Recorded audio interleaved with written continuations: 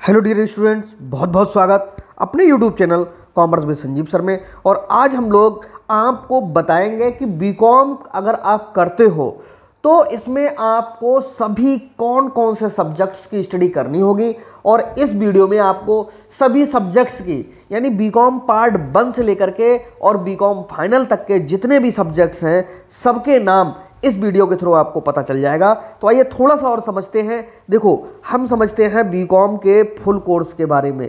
इसका जो full course होता है उसके कौन से अलग सब्जेक्ट हैं वो तो हम अगले उसमें लिस्ट में देखेंगे, लेकिन इसका जो पूरा नाम है वो बैचलर ऑफ कॉमर्स है। बैचलर डिग्री इससे प्राप्त होती है और ये डिग्री कोर्स है। ये या तो 3 ईयर में कंप्लीट होता है या 6 सेमेस्टर जब आपके कंप्लीट हो जाएंगे तब होता है। और इसको करने के बाद में आपके लिए स्नातक की डिग्री प्राप्त होती है।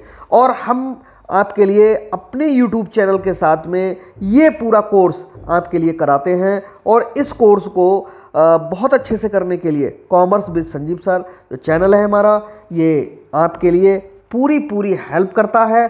और हमारे यहाँ जिन लोगों ने भी ज्वाइन किया है उनको PDF नोट्स और मॉडल पेपर्स, हर सब्जेक्ट का अपना सिलेबस, कौन कौन से महत्वपूर्ण बिंदु हैं, कौन कौन से महत्वपूर्ण चैप्टर्स हैं, न्यूमेरिकल्स में सबसे पहले किसे तैयार करना है और इजी तरह से न्यूमेरिकल्स को कैसे तैयार कर सकते हैं, ये सारी चीज़ें डिस्कस होती रहती हैं। तो आइए समझाते हैं आपके लिए कि बीकॉम में सभी सब्जेक्ट्स के नाम कौन कौन से हैं। तो चलते हैं लिस्ट पर। तो यहाँ से अब हम अपनी लिस्ट पर आ चुके हैं जो बीकॉम की ही लिस्ट है। और बीकॉम के पेपर का क्या टाइटल है और क्या कोड है। कोड की आपको ज़रूरत नहीं पड़ेगी क्योंकि कोड जब आप पेपर देंगे या फॉर्म अप्लाई करेंगे तो वहाँ पर अपने आप आता है। तो कोड से इतनी आपके लिए टेंशन नहीं लेनी है।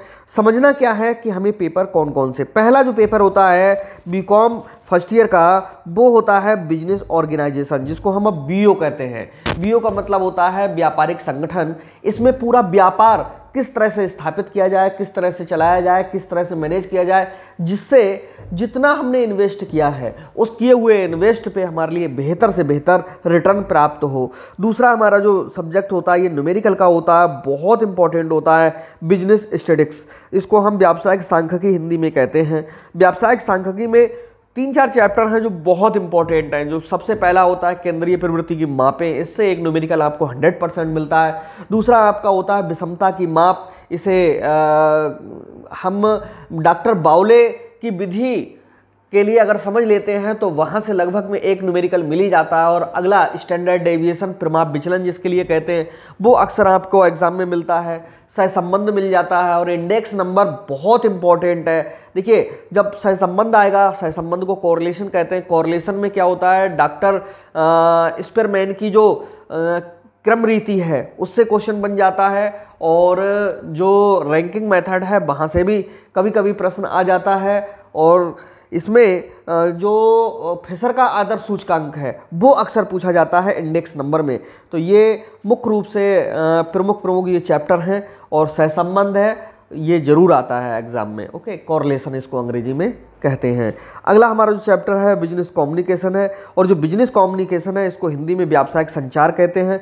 व्यावसायिक संचार कुछ और नहीं है, व्यापार को चलाने के लिए समस्त लोगों को जो सूचनाएं दी जाती हैं, सूचनाएं प्राप्त की जाती हैं, उनसे रिलेटेड है। और आज के समय में जो आधुनिक संसाधन हैं या जो कम्युनिकेशन के सोर्स हैं उसमें मोबाइल है, टेलीविज़न है, इंटरनेट है, वॉल पेपर्स हैं, वॉल पेंटिंग है, पोस्टर्स है, अखबार है, मैगजीन्स है, ठीक है। और इसमें बहुत बड़ा जो रोल प्ले हुआ है वो नेट के थ्रू हुआ है।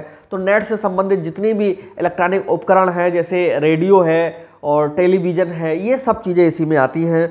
और जो हमारी ईमेल साइट्स हैं वो भी सब इसी में कम्युनिकेशन का ही एक पार्ट है।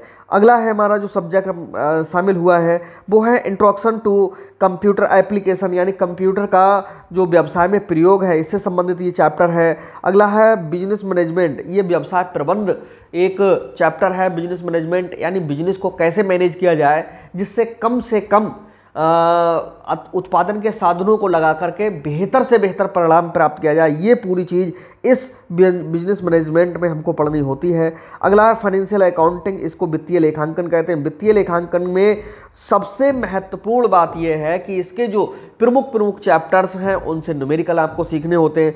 तो ऊपर एक तो ये हो गया था आपका सांख्यिकी वाला, बिजनेस स्टैटिस्टिक्स आपका बीकॉम पार्ट 1 में न्यूमेरिकल मिलता है, और मोस्टली यूनिवर्सिटी में फाइनेंशियल अकाउंटिंग भी बीकॉम पार्ट 1 में ही मिलता है। फाइनेंशियल अकाउंट में बहुत ज़्यादा इंपॉर्टेंट जो चैप्टर्स हैं उनमें किराया क्रय पद्धति है जिसको हायर परचेस सिस्टम कहते हैं, बहुत पूछा जाता है। ब्रांच अकाउंट है, शाखा खाते जिसे कहते हैं, और रॉयल्टी अकाउंट है जो अधिकार शुल्क खाते के नाम से जाना जाता है। समुद्री यात्रा खाते बहुत अच्छा चैप्टर है, अगर आपके सिलेबस में है तो इससे एक न्यूमेरिकल जरूर आता है। अभी मैं जिन चैप्टर्स के नाम ले रहा हूँ तो यहाँ से न्यूमेरिकल मोस्टली मिल ही जाते हैं। ओके, और बाकी इनसे आपको दिवालिया खाते हैं, अच्छा चैप्टर है, बहुत अच्छा लगता है उसको सॉल्व करते हुए। उसमें लिस्टें होती हैं 8 और उनसे न्यूमेरिकल तैयार किए जाते हैं। नेक्स्ट है हमारा कंप्यूटर अकाउंटिंग, ये पहले नहीं था, अब शामिल किया गया है। कंप्यूटर अकाउंटिंग का मतलब है कि पहले मनुष्य हाथ के द्वारा ही पूरी सारा का सारा लेखांकन क्रिया करता था, लेकिन अब जब से कंप्यूटर आ गया है तब से जो लेखांकन का कार्य है कंप्यूटरों के द्वारा पूरा किया जा रहा है। और ई कॉमर्स पढ़ना होता है। ई कॉमर्स का मतलब होता है इलेक्ट्रॉनिक कॉमर्स। ये इलेक्ट्रॉनिक कॉमर्स क्या होता है?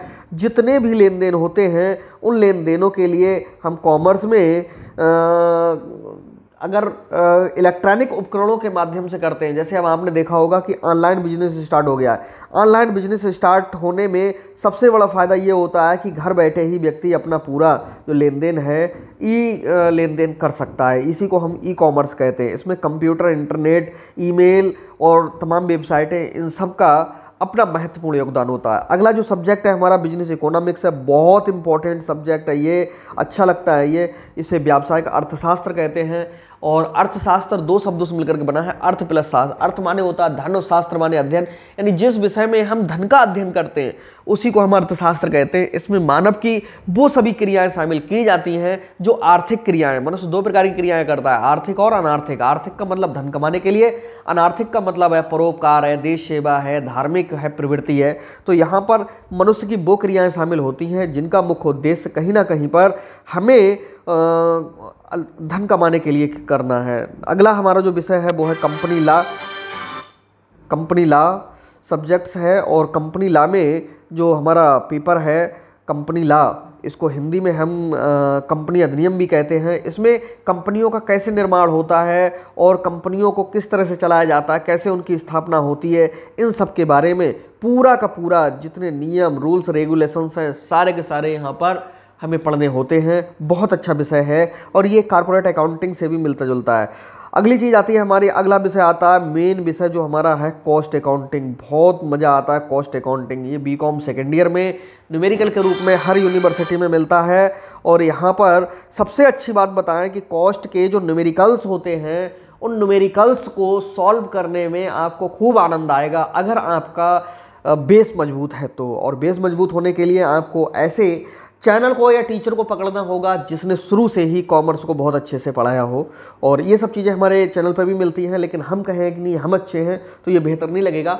आप देखेंगे और आपको अगर संतुष्टि मिलेगी तो 100% आप खुद महसूस करेंगे कि यहाँ पर क्या है। और आप बुक से पढ़ते हैं, हमारी जो अपनी PDF जो मेरे खुद के बनाए हुए नोट्स हैं उनसे अगर एक बार पढ़ लेंगे तो सब तैयार होता चला जाएगा। अगला है बिजनेस रेगुलेटरी एंड फ्रेमवर्क। ये क्या होता है? व्यवसायिक नियमन एवं ढांचा।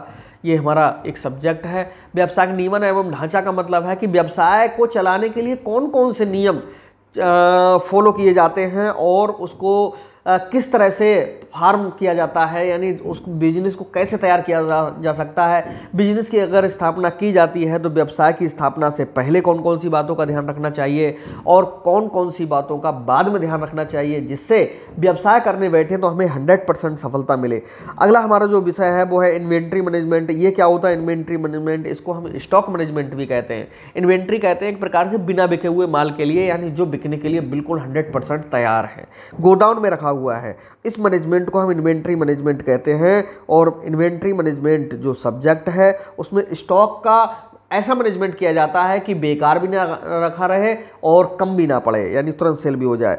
अगला आता है जो हमारा मेन सब्जेक्ट है जिसके बेस पे आपको बहुत अच्छी अच्छी जॉब्स भी मिलती हैं इनकम टैक्स डिपार्टमेंट में। तो ये विषय है हमारा income tax law and accounts. Income tax जो दो शब्दों से मिलकर के बना है इनकम प्लस टैक्स, यानी कोई व्यक्ति अपना कोई भी कार्य करके जहां से भी अर्निंग करता है वो उसकी इनकम कहलाती है, और उस इनकम पर निर्धारित दर से सरकार द्वारा की जाने वाली कटौती या ली जाने वाली धनराशि को ही हम क्या कहते हैं, इनकम टैक्स कहते हैं। और इनकम टैक्स में जो 5 चैप्टर्स हैं बहुत इंपॉर्टेंट हैं। जो हमारा एक सैलरी है, यानी सैलरी वेतन से आय है, और मकान संपत्ति से आय है, और व्यापार एवं पेशे से आय है, और पूंजी लाभ है, अन्य साधनों से आय है। ये पांचों जो न्यूमेरिकल्स के चैप्टर्स हैं। और जो टैक्स प्लानिंग है ये न्यूमेरिकल के रूप में आ जाता है। कर नियोजन जिसे हम कहते हैं बहुत आता है, और हानियों की पूर्ति उन्हें आगे ले जाना, सेट ऑफ करना, ये बहुत पूछा जाता है। अगला है